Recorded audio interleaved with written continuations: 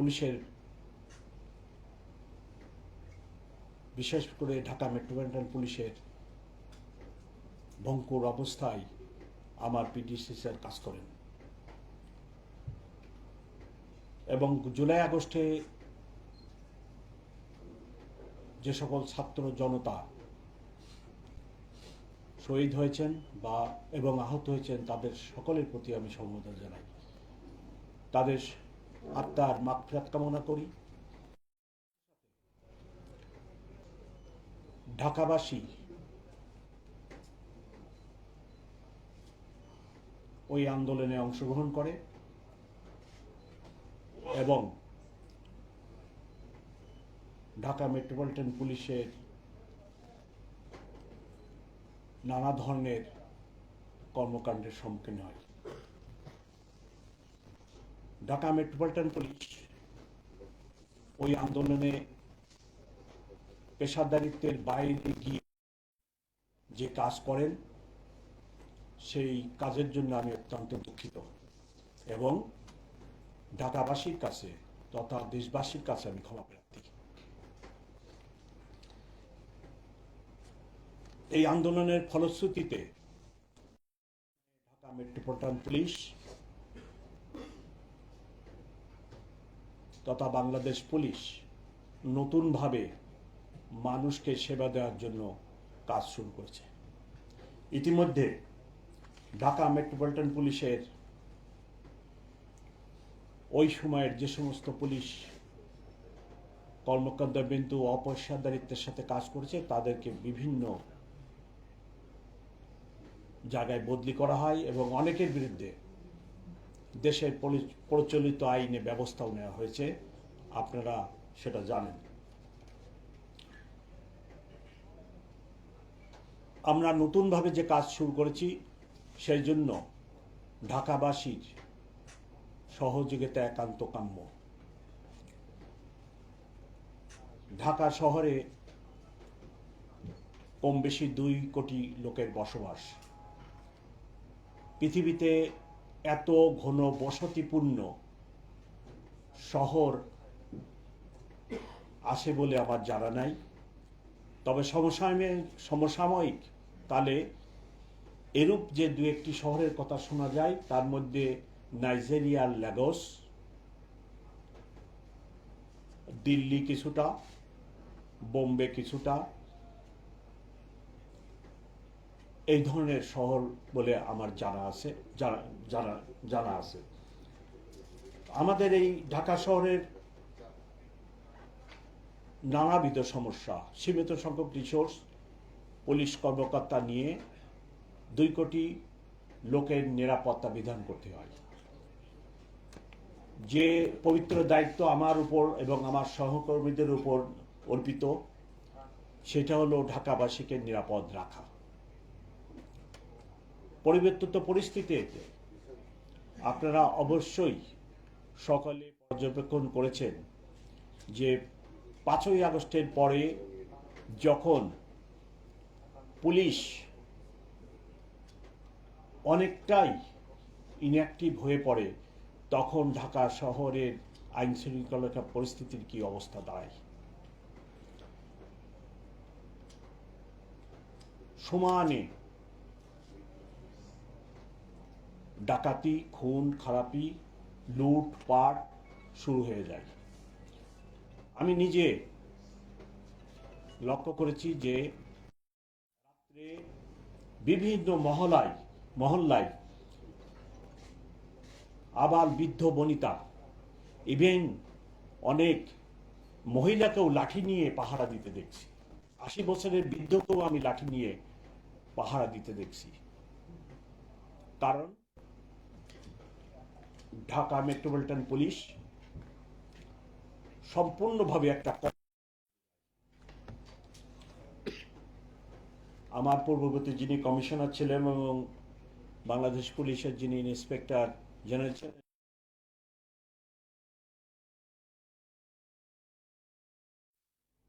উত্তরণ ঘটাতে সক্ষম হয়েছে।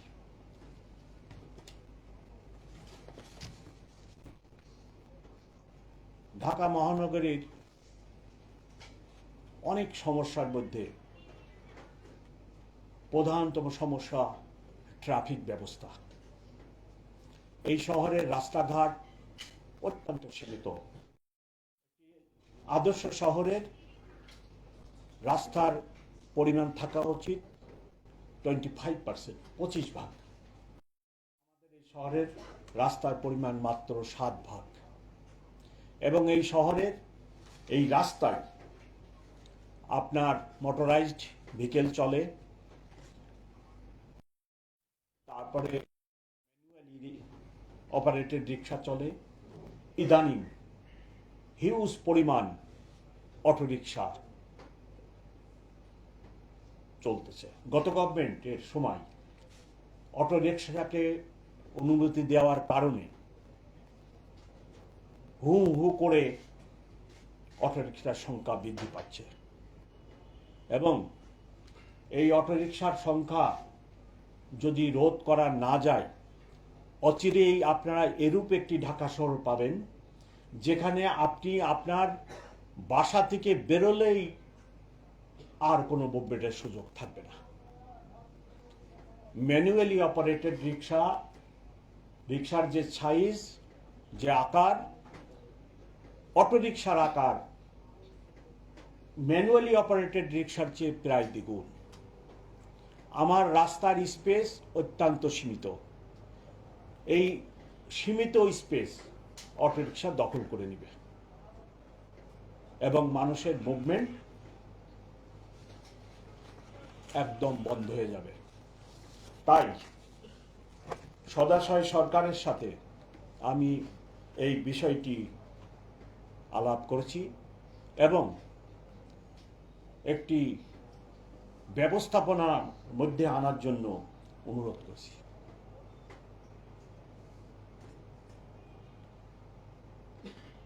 ঢাকা শহরের ট্রাফিক ব্যবস্থাপনা অত্যন্ত বিশৃঙ্খল অবস্থায়।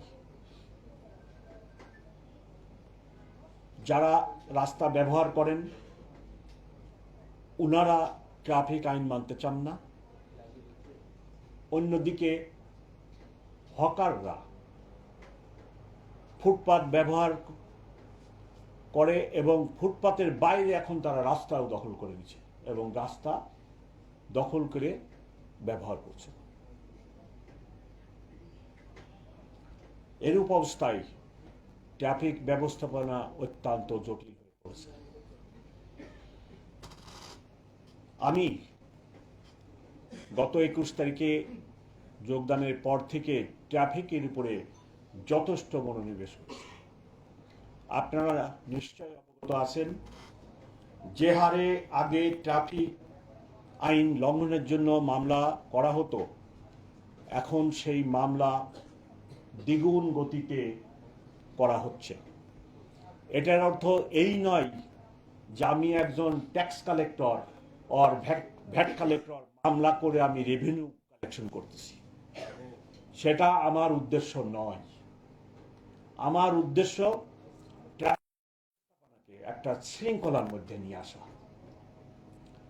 এমনকি ফুটপাতের উপরে মোটরসাইকেল উঠায়, যেখানে ঢাকাবাসী হাঁটে, সেই হাট কনজেশন হয়, মোটরসাইকেল উঠে ওনারা ফুটপাত দিয়ে মোটরসাইকেল চালিয়ে আগে যেতে চান। এইরূপ একটি অবস্থার মধ্যে আপনাদের এবং সকল ঢাকাবাসীর সহযোগিতা ছাড়া আপনার ট্রাফিক ব্যবস্থার কোনো উন্নতি হবে না। এই জন্য ঢাকাবাসীর কাছে আমি বিনীতভাবে সহযোগিতা কামনা করি। টাকা পয়সা এবং রাস্তাঘাট স্ট্রাকচারের পরিবর্তন ছাড়াও অনেকগুলি ব্যবস্থা আছে যেগুলো করলে আমাদের রাস্তার শৃঙ্খলা ফিরে আসবে। ট্রাফিকের এই অব্যবস্থান থেকে যিনারা রাস্তা ব্যবহার করেন তাদেরকে অবশ্যই ট্রাফিকের আইন কানুন মেনে চলতে হবে।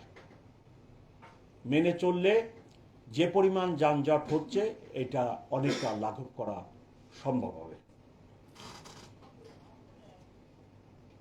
স্কুলের এবং কলেজের সময় স্কুল কলেজের সামনে ব্যাপক হারে যানজট লাগে।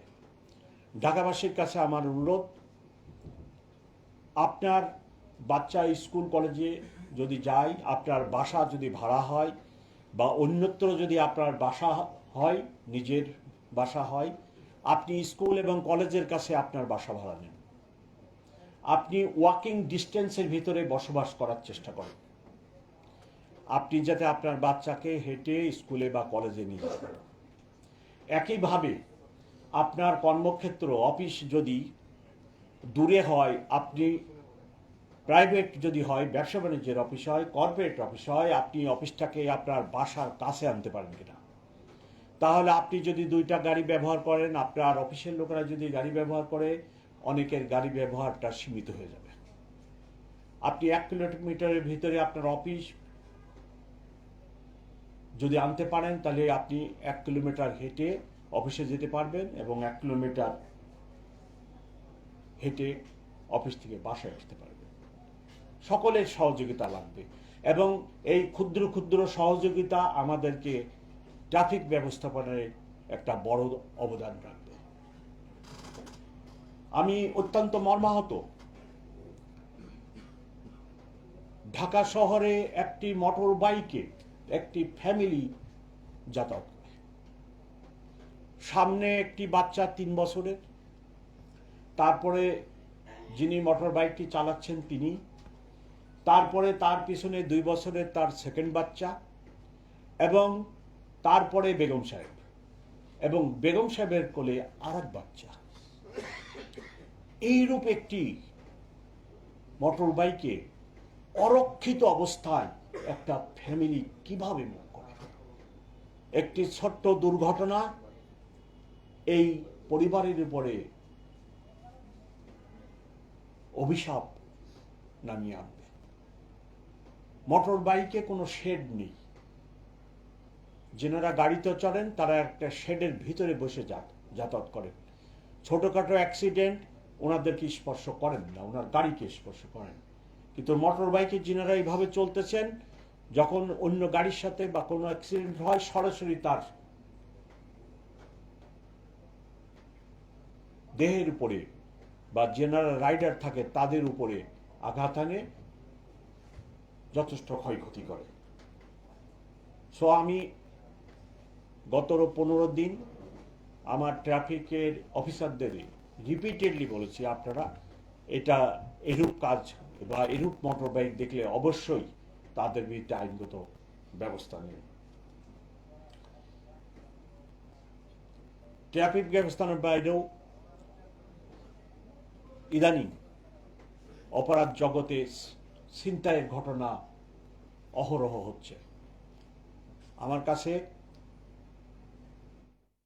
নানা সেক্টর থেকে, ঢাকাবাসীর নানা ফোরাম থেকে এবং ব্যক্তিগতভাবে আমাকে জানানো হয়েছে যে ছিনতাইয়ের ঘটনা বৃদ্ধি পেয়ে গেছে। আমরা ছিনতাই প্রতিরোধের জন্য বিশেষ করে বাস স্ট্যান্ড এবং রেল স্টেশন, ভোরবেলা যখন যাত্রী সাধারণ নামে, ভোর 5টার পরে, 4টার পরে, তখন আমার পুলিশ হয়তো সারা রাত ডিউটি করে কিছুটা নেতিয়ে পড়ে, সেই সময় এই ঘটনাগুলো বেশি হচ্ছে। এগুলো প্রতিরোধের জন্য আমি আমার ডিবি সক্রিয় করেছি এবং আমার থানা পুলিশকেও সক্রিয় করেছি, যাতে ছিনতাই ঘটনা রোধ করা সম্ভব হয়।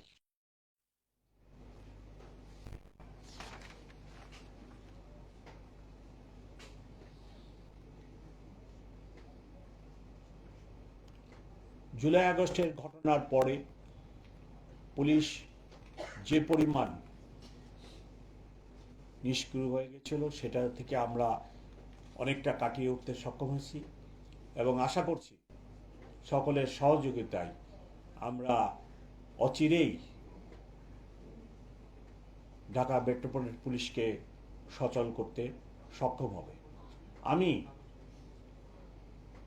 ঢাকাবাসীর সাথে মত বিনিময়ের উদ্দেশ্যে একটি প্রোগ্রাম লঞ্চ করেছি। প্রতিটি থানায় মত বিনিময় সভা হচ্ছে। আমি নিজে একটি সভায় মোহাম্মদপুর থানার সূচনা কমিউনিটি সেন্টারে নিজে উপস্থিত থেকে মত বিনিময় করেছি এবং আমি আরও একটি দুটিতে যাব এবং আমার সহকর্মী এডিশনাল কমিশনারগণ বিভিন্ন থানায় এই মত বিনিময় সভা করছেন। আমরা ঢাকাবাসীর মতামত নিয়ে পুলিশি সেবা দিতে চাই, তবে অনেক ক্ষেত্রে ঢাকাবাসীর সহযোগিতা ছাড়া আমাদের পক্ষে কিছুই করা সম্ভব না। যেমন চাঁদাবাজি হচ্ছে, কিন্তু সমাজ থেকে যদি প্রতিরোধ গড়ে তোলা না হয়, আপনারা চাঁদা দিবেন না, আমি এই কথা সূচনা কমিউনিটি সেন্টারে যে মত বিনিময় করেছিলাম সেখানে বলে আসছি। আপনারা চাঁদা দিবেন না। যারা চাঁদা নিতে আসে তারা কি করে আমরা দেখতে চাই। আমরা সক্রিয় আছি যাতে আর চাঁদাবাজির ঘটনা না ঘটে। চাঁদাবাজির জন্য নিত্যপণ্যের দাম পর্যন্ত বৃদ্ধি পেয়ে যাচ্ছে। তবে এই ব্যাপারে আমি কাজ করতেছি, অচিরেই আপনারা দেখবেন যে এই ক্ষেত্রে অনেকটা উন্নতি হয়েছে। আমি আর দীর্ঘায়িত করতে চাইনি, এই বলে আমার পক্ষ থেকে আমার বক্তব্য শেষ করছি। খোদা হাফেজ। মাননীয় কমিশনার, আপনার কাছে একটা প্রশ্ন থাকবে, সেটা হলো যে আপনি সপ্তাহে অন্তর্পক্ষে যে কোনো একটা সময়ে সাধারণ জনগণ যারা সেবা প্রার্থী বা সেবা থেকে বঞ্চিত, আপনি ওই দিন দেখা করবেন, অথবা আপনার অফিসের সামনে একটা কমপ্লেন বক্স থাকবে যেটাতে আপনি সরাসরি নিয়ন্ত্রণ করবেন এবং আপনি দেখবেন। এরকম কোনো চিন্তা ভাবনা আছে কিনা? ইয়েস, এটা গুড প্রপোজাল। আমি অচিরেই একটি কমপ্লেন বক্স দিব এবং আমি আরেকটু সময় নিয়ে আমার প্রাথমিক কাজগুলো গোছানোর পরে আমি নিজেও একদিন ওপেন ডে করতে চাই, যেখানে আমি ঢাকাবাসীর গ্রিভেন্সেস বা পরামর্শ যেটাই হোক আমি শুনবো ইনশাল্লাহ। মাননীয় পুলিশ কমিশনার, আপনি এই প্রথম মিটটা প্রেসে আসলেন, সাংবাদিকদের সামনে আসলেন এই প্রথম, এই জন্য আপনাকে অভিনন্দন। আবার আপনার পাশে সদ্য দেয়া এডিশনাল কমিশনার নজরুল ইসলাম, তাকে অভিনন্দন। প্রথমত হচ্ছে যে আপনি শুধু কি ট্রাফিককেই চ্যালেঞ্জ হিসাবে মনে করছেন সামনের দিনে, নাকি আরো কোনো চ্যালেঞ্জ আছে? দ্বিতীয় হচ্ছে, সামনে স্বাধীনতা দিবস এবং 31st নাইট, বিজয় দিবস এবং 31st নাইট। বিগত সরকার আমলে আমরা বারবার শুনেছি এই ধরনের উৎসবে, এই ধরনের পর্বে পার্বণে